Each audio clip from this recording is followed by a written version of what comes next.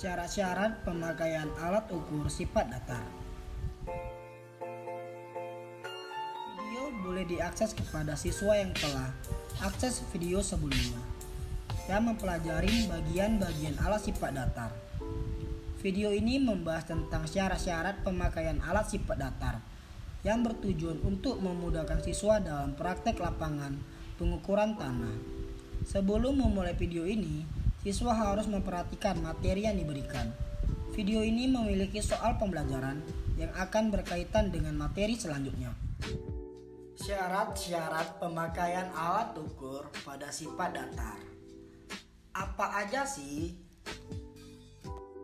Pengembangan teknologi begitu pesat, khususnya dalam peralatan ukur tanah. Persyaratan dan cara pemakaian alat ukur semakin sederhana, menurut Slamet Basuki tahun 2017. Jadi, apa saja sih syarat-syarat pemakaian alat ukur sifat datar pada umum? Pertama, mengatur garis mendatar diafragma tegak lurus. Kedua, mengatur garis arah nivou tegak lurus sumbu vertikal. Ketiga, membuat garis bidik sejajar dengan arah nivou. Mengatur garis mendatar diafragma tegak lurus.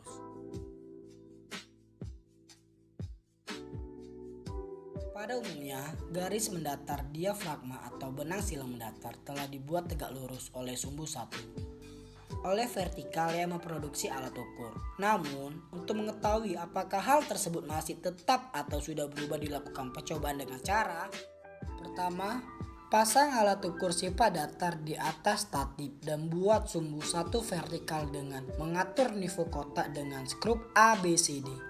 Kedua, lakukan bidikan pada alat sifat datar apabila bayangan titik tetap berada pada benang silang mendatar, berarti benang silang telah tegak lurus.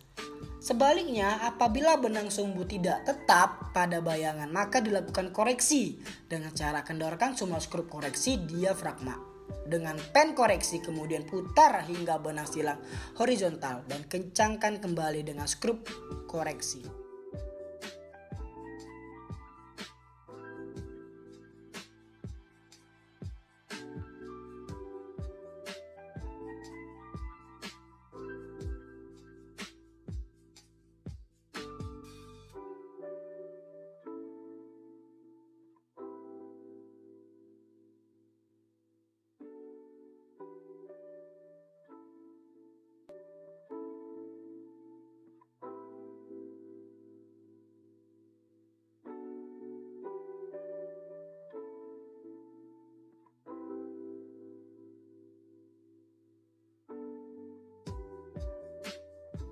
Benang silang vertikal.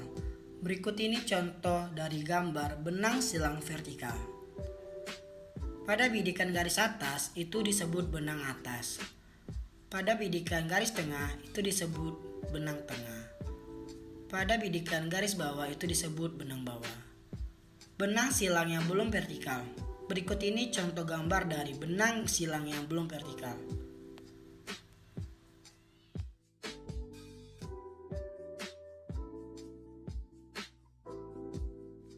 Jika benang silang belum vertikal, maka dilakukan koreksi dengan cara kendorkan semua skrup diafragma sehingga mendapatkan benang silang vertikal, seperti contoh gambar ini.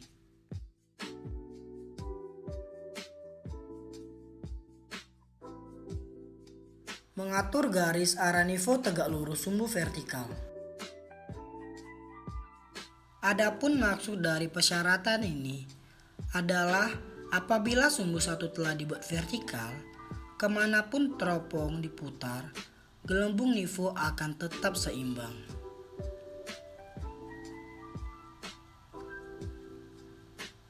Syarat ini sangat penting untuk alat ukur tipe penyipat datar tanpa skrup.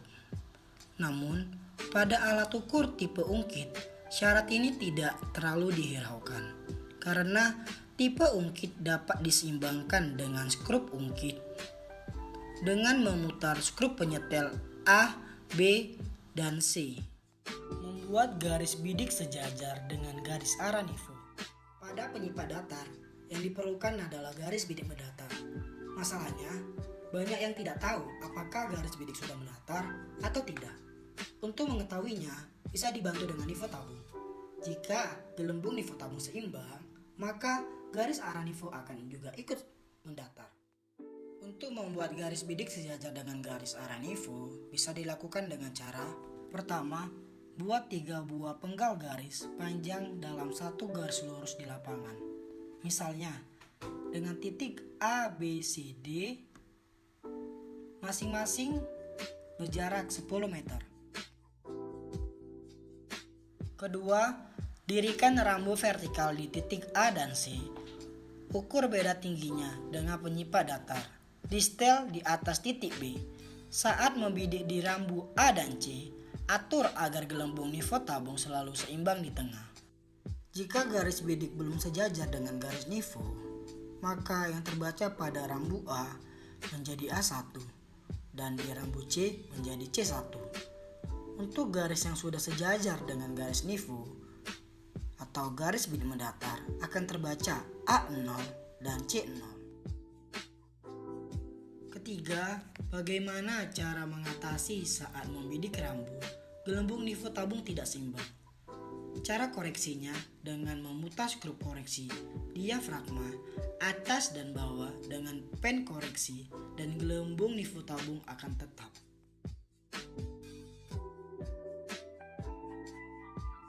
Berikut ini contoh dari garis bidik sejajar dengan garis arah nifo.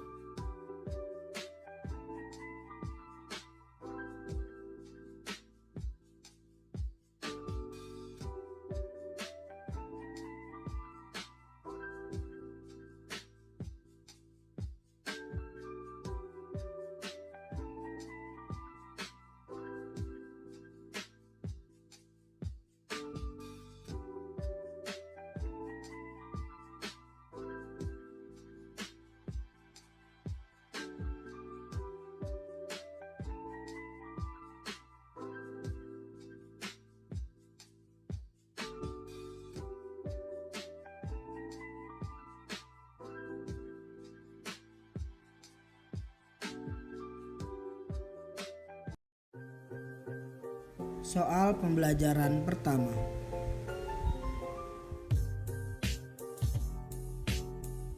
Gambar di samping merupakan contoh dari benang silang. A. Benang silang vertikal. B. Benang silang tidak vertikal. C. Benang silang atas. D. Benang silang bawah. Waktu menjawab 10 detik dimulai dari sekarang.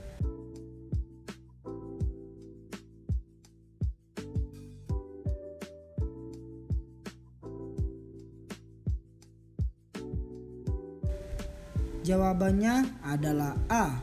Benang silang vertikal. Soal pembelajaran kedua.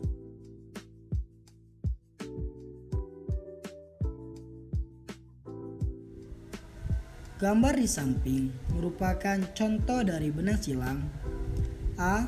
Benang silang vertikal. B. Benang silang tidak vertikal. C. Benang silang atas. D. Benang silang bawah. Waktu pekerjaannya 10 detik.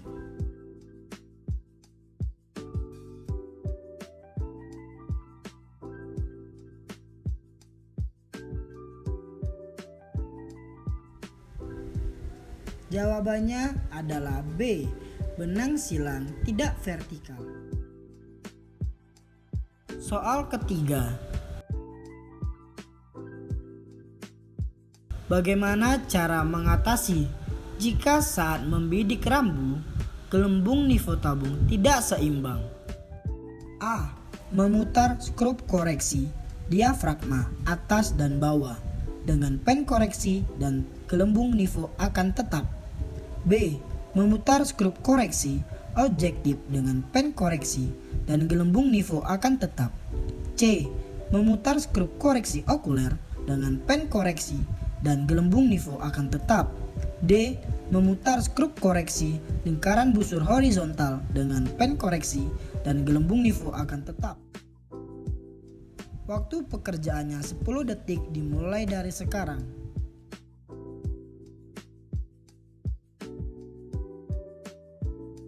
Jawabannya A. Memutar skrup koreksi diafragma atas dan bawah dengan pen koreksi dan gelembung nifo akan tetap. Soal pembelajaran keempat.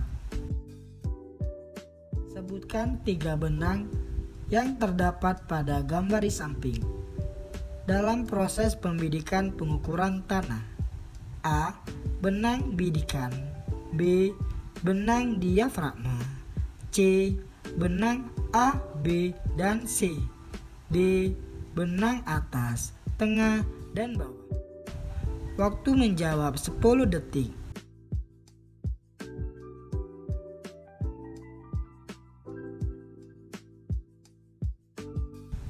Jawabannya adalah D.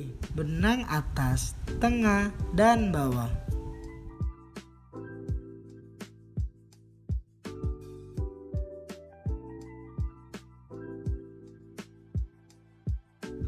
Rangkuman.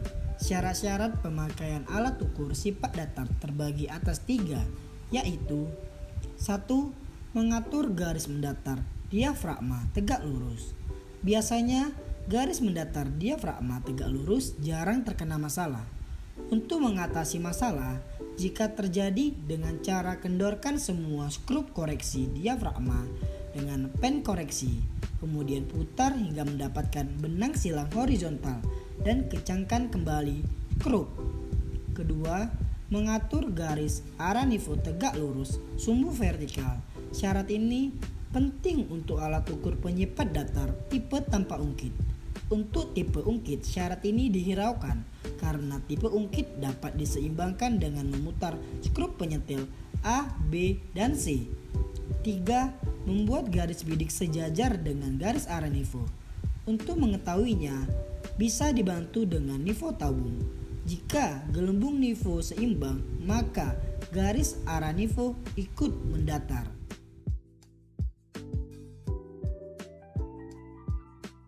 Video pembelajaran syarat-syarat pemakaian alat sifat datar telah selesai.